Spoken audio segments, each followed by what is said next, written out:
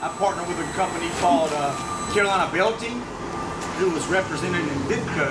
And Vidco makes the reverse vending machines. I guess you guys may have seen or heard about those. We actually we placed the first reverse vending machine in the state of South Carolina, and it made all the Coke and Pepsi people nervous because you only have those things in what they call bottle bill states where you have to do that type of stuff. But ours was, again, around incentivizing the consumer to bring their cans and their bottles back to Bilo. Again, yes.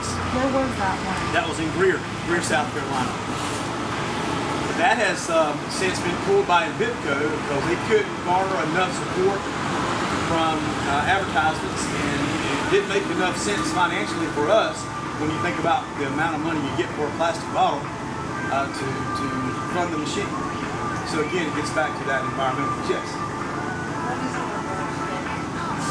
The reverse vending, think about it, if you take the word reverse out and think about a vending machine, you walk up and you put a quarter or 50 cents or nowadays $1 and you get a drink out. That's the vending.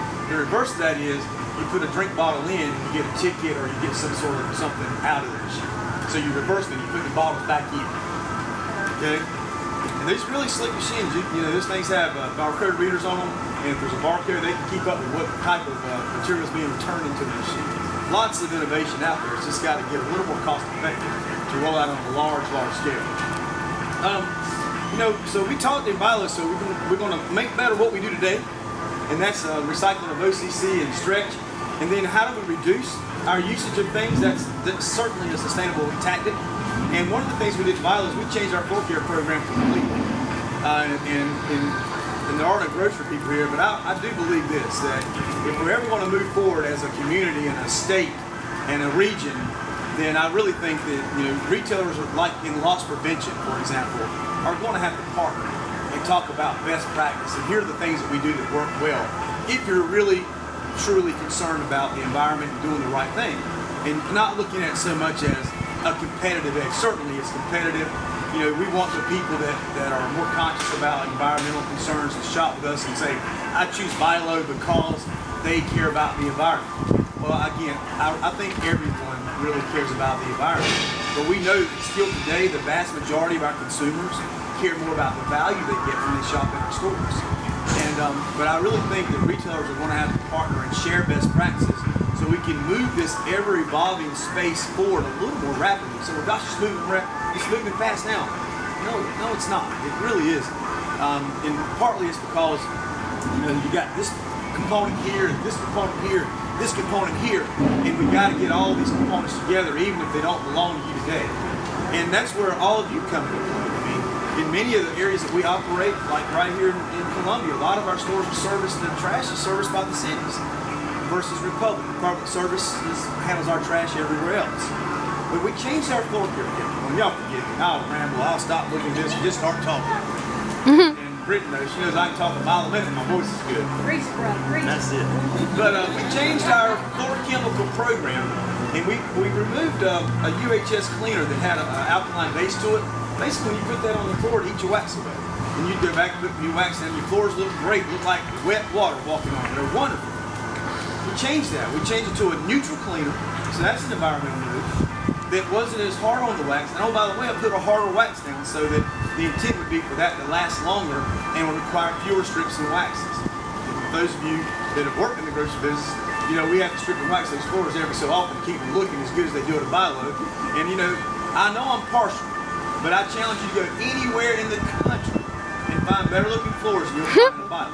I'm telling you. And you know, the word I get is the floors look too good. Not to me. The floors look outstanding, and we like that.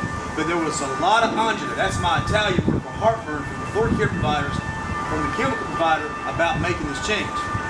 Change is tough. We got to work with it for a little while. Now it's turned out to be an extremely successful program. You know, talking about floor chemical usage down 20%. So is my floor care spend.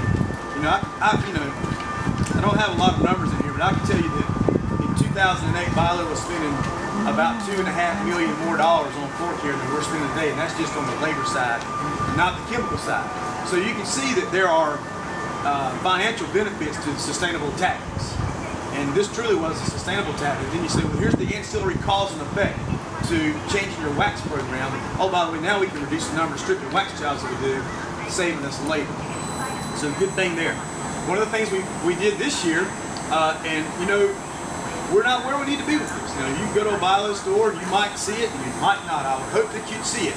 But we rolled out mixed paper recycling bins in our stores, and the company's been very, very supportive in outlaying capital for bins and things that we could do and facilitate recycling efforts in our stores. And this is one of the things that we did. And Recover right now is taking the mixed paper for us from our PRC in Greenville. But you can see we're rolling back about 5.5 tons a week. And in my opinion, we're not even trying at Bilo. This is 5.5 tons just because. I call it passive recycling. Put a bin right there and somebody walks over and puts a bottle in it, I call that passive recycling.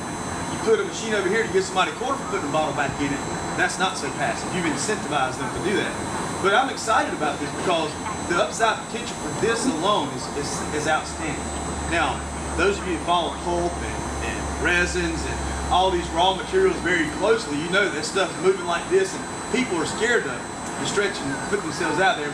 So you learn from people you talk to, like Britton Barton, and says, well, you put a contract in place that allows flexibility to move with that contract so that nobody's ever in a really bad position, because we like to consider ourselves partners, not just with not for resale suppliers, but with the people that sell groceries to Bilo, versus, you know, we win, you lose. It can't be that way, and we know that. And I think that the people we talk to recognize that as well. But mixed paper recycling is one of our waste diversion tactics, and we're excited about that. We rolled out mega bins. If you go to our Bilo stores, we put these bins on the sidewalks of all of our stores. You know, what's significant about that? Well, first of all, we didn't have it. So if somebody didn't have curbside recycling and they didn't have a recycling center nearby their home, but they didn't want to put their bottles and their mixed paper and stretch in the trash, they could bring it back to Bilo when they shop.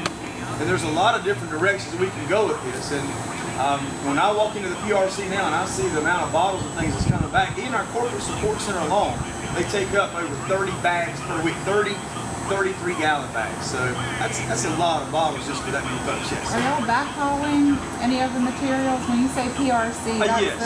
Thank you for asking that question. PRC, you know, to give all these acronyms. You know, if we don't have anything in the grocery business, we got red eggs and acronyms. PRC stands for Product Recovery Center for us, and that's where we backhaul all of our salvage and all of our damages. And quite honestly, it is the most sustainable method of, I believe, getting things back through the closed loop in the system, if you will. So I talked earlier about in these efforts, you know, what do? You say, do what you do today and do it a lot better. So we were already collecting stretch. So I said, if we want to collect more stretch, what we need to do is put more bins out there. So we allocated just 2 additional bins to all of our stores, and we told them where they should put those bins, and they could order more if they wanted to. And that's a picture of the bin if you look on the next page. That's what we put out there in the store. And here's some numbers, and I don't mind sharing this because these are numbers everybody shares. But you can see that we're up 15.45% in weight this year versus last year, and that's already it was up over 20% the year we rolled these out. So you're looking at year-over-year 35% increase. So that to me is pretty significant. Do you get a lot of contamination in those? Some, and unfortunately when they see that contamination, they catch it at the PRC, they don't have the structure in place to salvage it, so it goes in the trash. Then we hope that when it goes off to wherever, if it's Waste Management or Republic, they